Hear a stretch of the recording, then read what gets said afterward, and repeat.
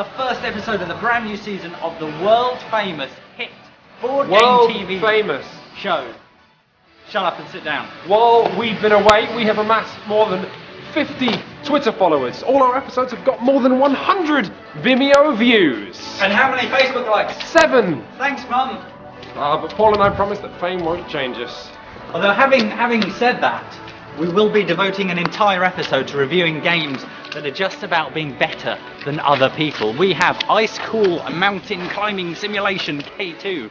We have the pulp board game Fortune and Glory. And we have a game called Bang, which is a card game about killing all your other friends, whether it's any help to you or not, whether you even care or not. I haven't cared since 2003. Well, there we go, good man. So, we'll start with Fortune and Glory then. Well, the thing is, how are we going to do the intro for that? Because I have no actual idea for what to do. Classic Paul, always thinking. Why don't we, how does the game start? You randomly pick a character. Okay, so let's go back to mine. We'll randomly pick a character and then have an adventure. How could that go wrong? All right. How could it? Okay, here we go. This way.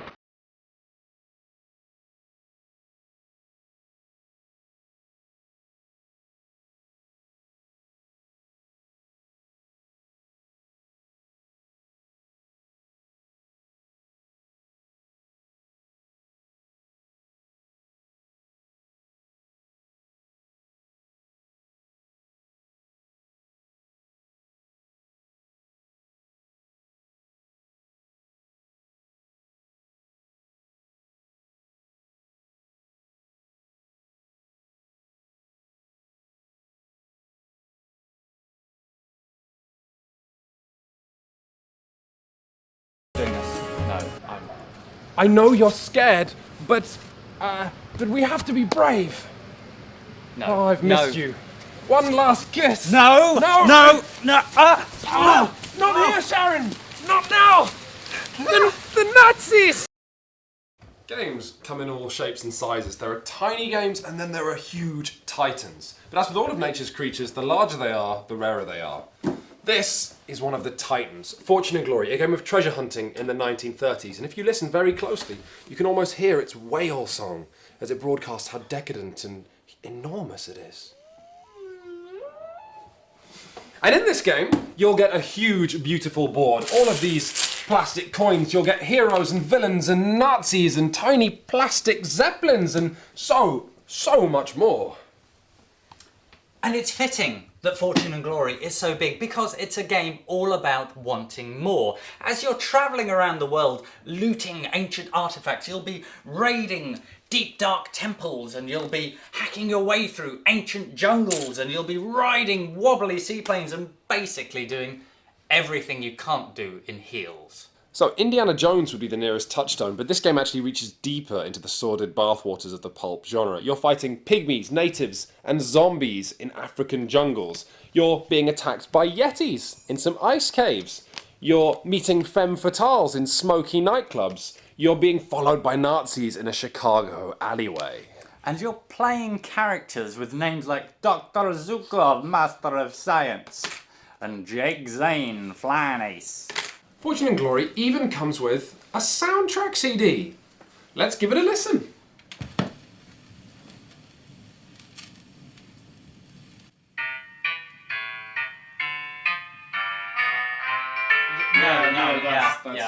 No. Now, Fortune and Glory is a textbook example of what the board gaming community calls Ameritrash. All right, all aboard the school bus. Jesus, Millicent, put that down. You don't know where it's been. Don't put it in your mouth. Ameritrash are American-influenced board games. They tend to be bigger, glossier, glitzier, glamorous enough to demand their own limousines.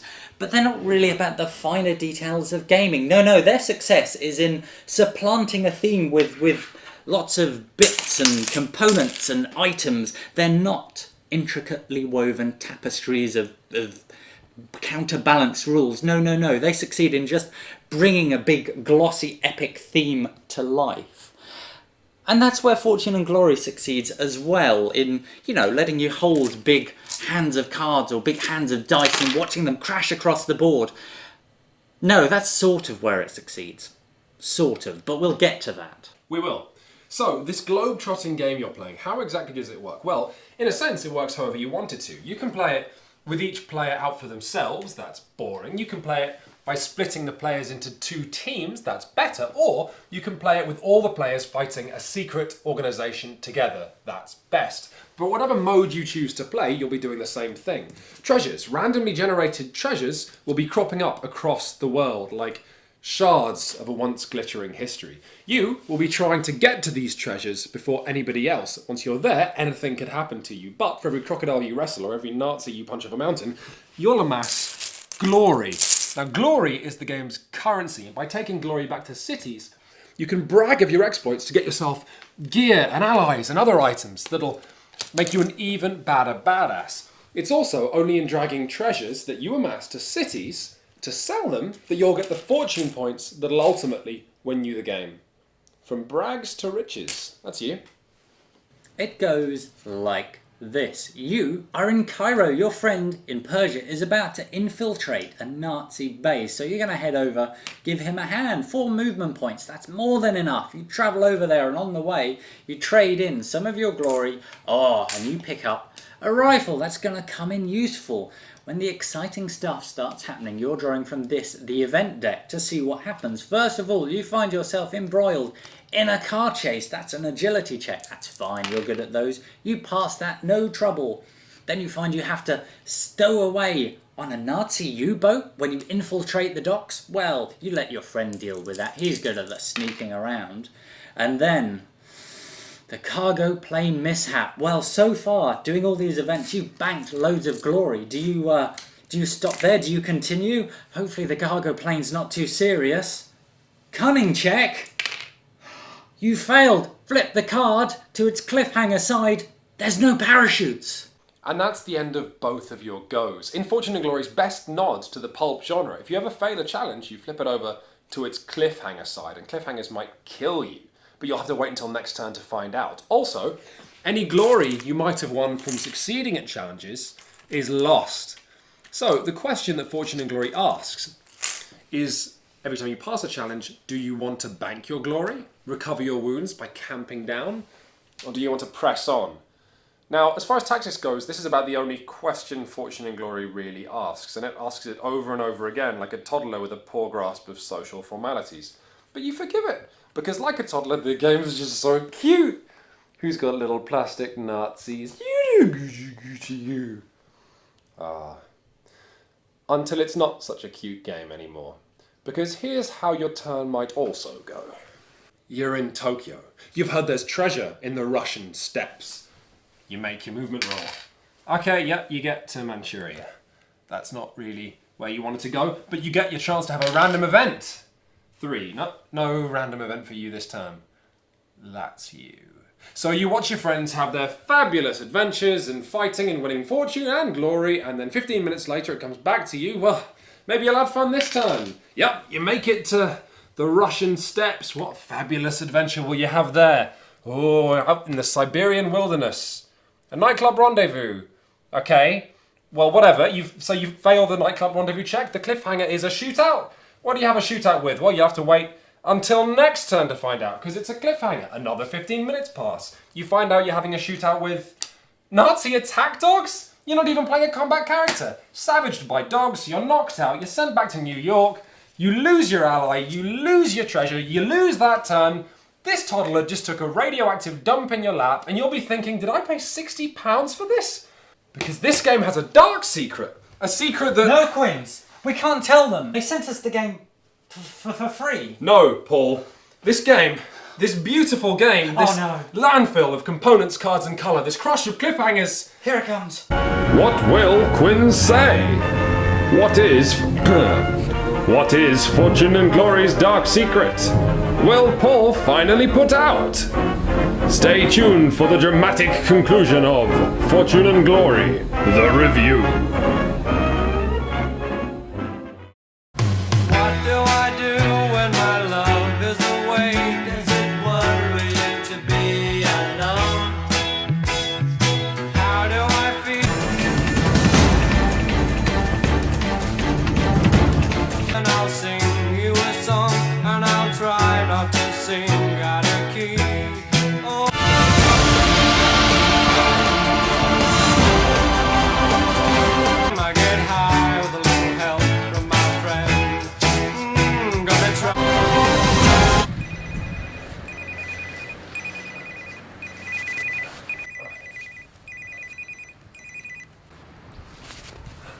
Hello? Quinns, are you getting us that bacon? I'm hungover, Paul. On 2 shandies. Send help.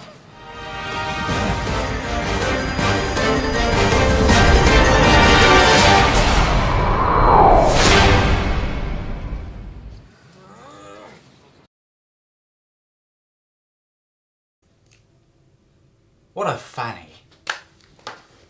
K2 is one of the most dangerous mountains in the world. For every 4 people who have tried to reach the summit, 1 has died trying. In one day alone in August 2008, 11 mountaineers, well trained, well equipped, were killed trying to reach this summit. And without any disrespect to any of those brave people, this game is every bit as tense and terrifying as the game is more dangerous than the real mountain, because it's a race against time, a race against the other players. And it's not just a game of raw speed and guts, no, because you'll have to be planning, watching the weather as you race up into the penetrating cold. And if you're stuck at 6, 7, 8,000 feet and a snowstorm hits or just a patch of cloud, your climbers could die of exposure, whether they're in their tents or not. Your 2 concerns in K2 is propelling your mountaineers forward and adjusting them to their environment, neither of which I'm managing right now. But you'll do it through playing cards that you'll play from a hand that you'll draw from your own personal private deck. On your turn, you'll play 3 cards with green numbers representing movement and blue numbers representing acclimatization. Then at the end of your turn, you'll draw 3 more cards and do it over and over again. You see, the game is deceptively simple, and you start to understand its nuances. For example, you have a maximum acclimatization of 6. You need to carefully ration your acclimatization, otherwise you'll blow it. And although you want to run up the mountain as fast as you can, whoever spends the most movement points also receives a movement penalty, a hazard token, representing them recklessly running up the mountain and other people learning from their mistakes. But of course you want to rush up to the top, because while points are scored based on how high you climb, ties are broken by whoever gets there first. Now all of this makes for quite a nuanced game, and you'll probably get it in your first playthrough and you'll think, oh, I'm doing fine, I understand. And then you hit 7,000 feet. And the game changes entirely. Trying to move further up becomes more difficult, the terrain is tougher, the mountain gets colder, and you find you've spent all your best cards already rushing up the easier parts. And what do you have left? Just moving to the next square is an incredible effort, and the route is clogged by other climbers already who have beaten you to it, and you get cold and you get scared, and that peak suddenly seems so very far away. The 18 days that make up each game of K2 will see each player cycling their deck twice, but the power that your deck seems to offer you in the opening stages of the game, the speed will start to feel like a fingertip grip on a cliff edge. The warmth it offered will start to feel like a butane lighter in a blizzard. The magical balancing act that K2 succeeds in is that it makes you feel totally at the mercy of nature, while also letting you know that everything you do is your fault. The game was actually designed by a hobbyist mountaineer, and it shows. When you've got 2 guys sheltering in a tent 1 day's walk from the peak, and you can't get them up there, and you're pulling their acclimatization meters down, with nothing left to think about but how stupid you were to use your rope cards to get them up there with nothing left to bring them back down, you might start feeling a little chilly yourself. K2 is a very good game. It's good because it carries its theme so well, but also because the whole thing is just one massive dare that rewards planning and cunning and bravery in equal measure, and it's accessible. If I was going to recruit more friends to the board gaming cause, K2 would definitely be a weapon in my arsenal, but at the same time, it's still a game for veterans because it's so fresh, it's so original, and if you think climbing the popular side of the mountain is easy, why don't you try this side? And why don't you try it with none of your summer weather, with your winter weather tokens, and then see how you handle it. K2 is well worth buying, it's well worth playing, and it will give you some wonderful mountaineering, What? There's no bacon left. What, no bacon? That's archaic! What are we supposed to do? I don't know. How did people get by during the war? What did they do?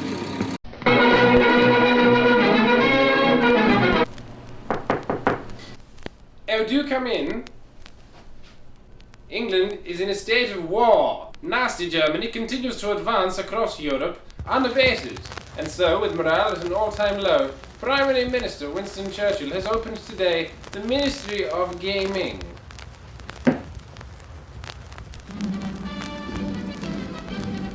However, gaming during the air raids is fraught with disaster. Don't worry, this isn't beyond the resources of pipe down and take a chair. Due to the need for a blackout. Hems without gas lamps or glowing dogs may experience darkness. Nevertheless, there are many entertaining games you can play with nary a strip of light, such as the award-winning Animal, Mineral, Vegetable. I say, are you a mineral? Yes. Are you phosphorus? Yes.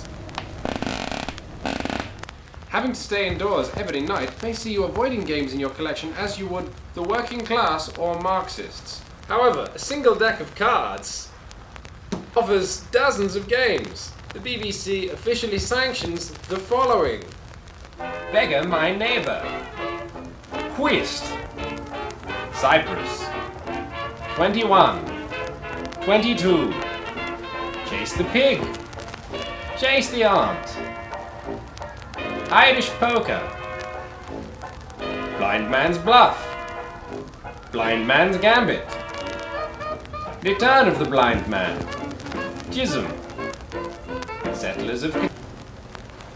Asked to remind you of the appropriate course of action should a bomb cause UCD or unwanted component distribution. If this unfortunate should happen to you, prepare to complete a UCD war form for submission. But if a continuing raid makes this a challenge, it is acceptable to send a young chimney sweep or servant instead. However, if said servant should themselves be caused to accidentally explode in the delivery of the form, then you must also fill in the UCD PD EFSS. Or unwanted component personal distribution explosion of servant.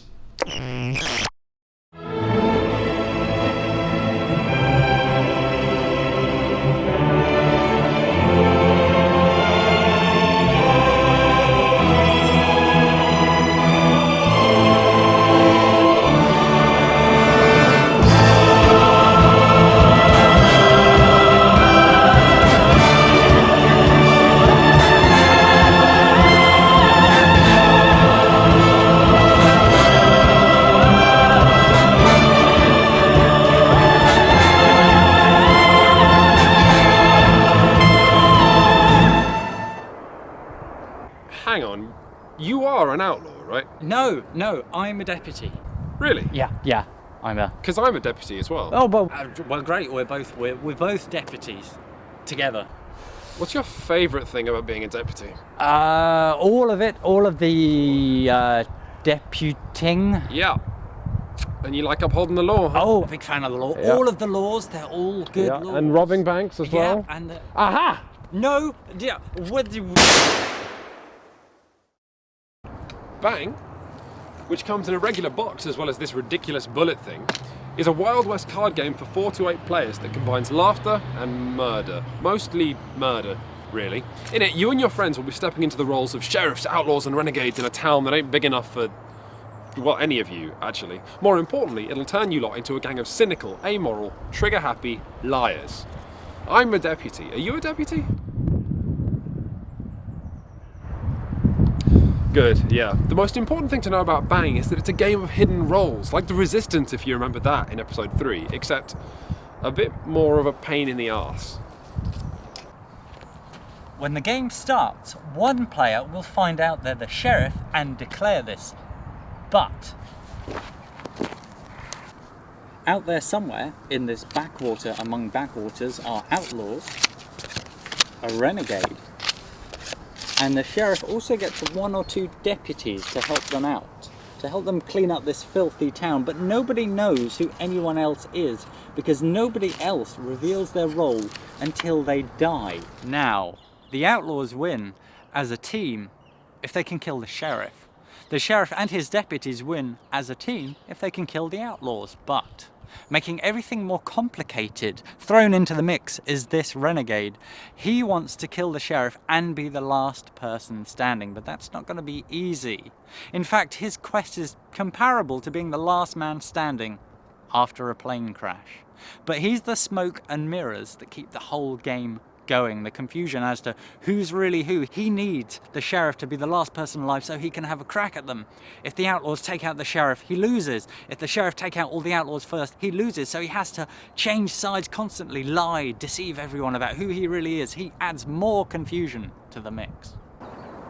But these cards that tell you your role are only a tiny fraction of the cards Bang comes with. Every turn, players are drawing great handfuls of cards that let them dodge or brawl or a beer even for perking yourself after you get gut shot. Cards for putting other players in prison, all of this.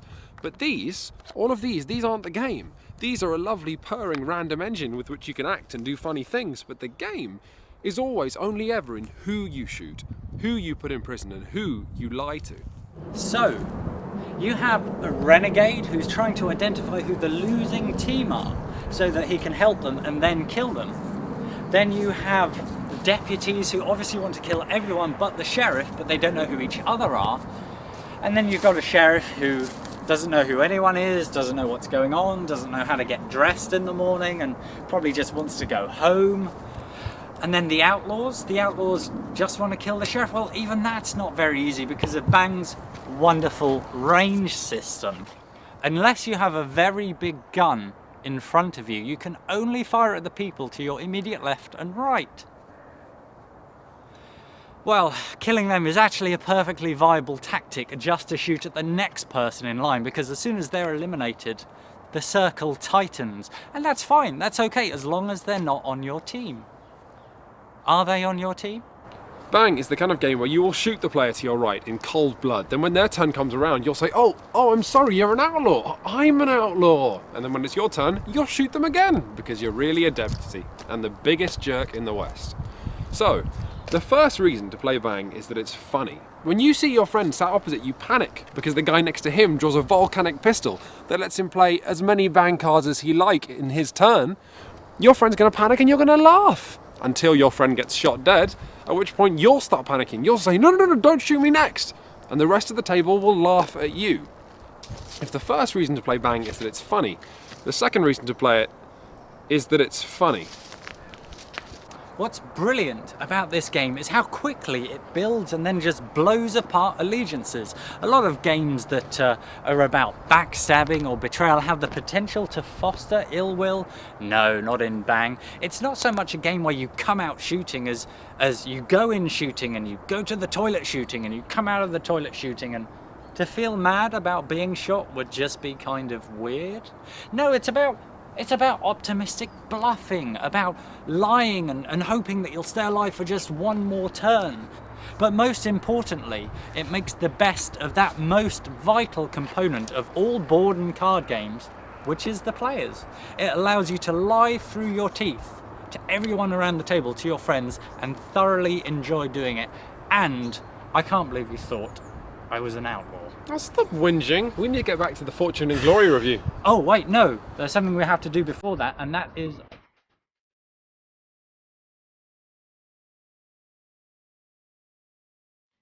How do you... Here at Shut Up and Sit Down, we've decided bringing you just British board games coverage is not enough. No, we've opened ourselves up to the whole world. Who have we got this week, Quinton Smith? We've got Mark from Toronto, which is in a country called Canada. Perfect. Europe. Great place to start. Okay. Hello, Mark. Can you hear us?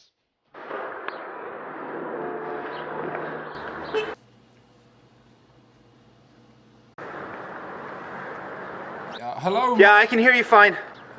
That's great, Mark. So, why do I have to be out in the cold?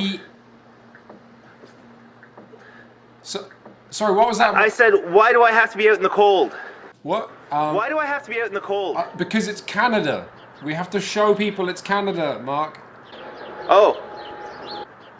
Yeah. Did you manage to find any moose? I did look, but I live in the city. I couldn't really find one. I'm sorry. So what? I'm sorry. What are you holding? Yeah. What have you got there? Oh, okay. Well, this is Ticket to Ride. It's one of actually many Ticket to Rides. There's Ticket to Ride America and Ticket to Ride Europe and Ticket to Ride Nordic countries, and this one, Ticket to Ride Markland, which is actually Germany, but they sold out to the man. If the man was a train. It's a fun. Why don't you show us what's inside the box? Okay. Yeah, just give me a second here. Okay. Do you think next time you could find a moose, Mark? Well, I could try. All right, I'm just gonna close that call. So do we have anyone else? No. Do they have moose in Wales? I think they have mooses. Mice? Alright, so let's just not use Canada again. Okay, I'll just fire up Twitter. Ever. Looking for a Welsh man. And now, the exciting conclusion of Fortune and Glory. No, Paul. This game, this beautiful game, this landfill of components, cards and colour, this crush of cliffhangers, Here it comes. is everything that's wrong with Ameritrash. Oh! Pull yourself together, woman. As Paul described to you, Ameritrash games focus on the cosmetic, the bit and the theme. But these things are distracting, and in the case of Fortune and Glory, what they're distracting you from is the fact that the game on offer here is as thin as the hair on a supermodel's arms. Fortune and Glory is not a beautiful blue whale. It is a big, dumb Tyrannosaurus Rex that struggles to grasp your attention with its vestigial arms. There's a lot to like in Fortune and Glory. It certainly has the looks, it definitely has the heart, but its salad spinner mechanics make for a whirlwind of possibilities, many of which don't make sense thematically, even though it's supposed to be a thematic game. Sure, you can have your dramatic car chase escape to the seaplane, but also you could end up exploring the ice caves and walking into a nightclub in Egypt. It's just a collection of stuff thrown together sometimes. It's like the fiction section of your local library vomited up and you have to sift through the sick bag. Similarly, this game's sandbox nature and hallucinatory hot pot of a plot means it totally lacks pacing. Heroes and villains buzz around the board like flies on a uniquely flat poo, until, just as everybody else has become a competent adventurer in the games at its most exciting, somebody will sell the last piece of treasure that wins them the game, almost certainly causing the game to end with people in mid-cliffhanger. Imagine if Indiana Jones and the Last Crusade had ended not with a climax, but with a 16-hour red-eye flight back to Connecticut. That's what we've got here. But, you know, it's not always that bad. The game routinely generates cool things, exciting stories, but it's the board gaming equivalent of a poltergeist, just throwing stuff around all the time. Sometimes exciting, sometimes just annoying. And for the price of this game, this expensive game, you could probably buy K2 and Bang and have money left over for a few drinks as well. A Bailey's, for example. Yeah, or a shandy. And you'd be mad not to, frankly, because both of these games succeed in the exact areas Fortune and Glory falls down. K2 scales the mountain of providing a strong theme with a strong game. You could also read all of its rules in a single trip to the toilet. To read all of Fortune and Glory's rules in the toilet, you'd have to have eaten the game first. And in terms of that uniquely American idea of fun at all costs, Bang provides something that's more fun and funnier than Fortune and Glory that you could fit on a single deck of cards that you can fit in your pocket. Hang on, I need to... Why do you have all the Stop Bang cards in your... The point is, when you're buying a board game, design is law. king. Is law. Fortune and Glory is nice, but ultimately it's a bit like Paul in a dress. It's nice to look at, but it's a bit shallow, and really when you get it home, it's not what you wanted. A fine moral, as men of substance. It is substance that appeals to us, not noise. The doorbell. Paul, get on. Okay, so for the next episode of Shut Up and Sit Down, what we'll be doing is... We'll be doing an extensive review. It's a letter. We'll be doing an extensive... Oh my god! What is it? Paul, it's from Zap TV! Okay. They want us to put Shut Up and Sit Down on television! You're kidding. No, I'm not! You can read this in the pub. Come on, let's go. Oh my god. Not like that. Change your clothes. So I had a few ideas about what we can do next. Okay. And also how we can get the best sort of audience coverage. Right. So did you want to drink as well?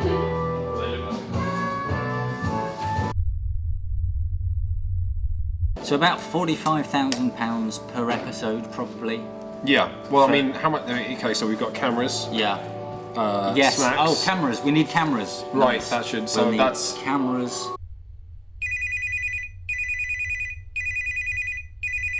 We'll need sandwiches for the whole crew. And for the whole day, because you need several sandwiches. 7 till 7, you'll need. So three sandwiches times 10 crew. It's 30. 30 crew. 3 times No, 30. it's 30 sandwiches. Welcome to Orange Answer Phone. I'm sorry, but the person you've called... So about it's 24 minutes with an ad break, and then we can probably cover 2 to 4 games. There's time for like an interview. How many people are vegetarian? I mean, like, how many of the sandwiches would need to be vegetarian? Do you think Bailey's makes me look sophisticated? Hi guys, Warren from Zap TV here. By now you should have received my offer, but I wanted to call and thank you for getting in touch first. I got the letter from your assistant, Mr. Arpair. I'll be honest, I've never had people offer to fund a television program themselves before, but Message deleted.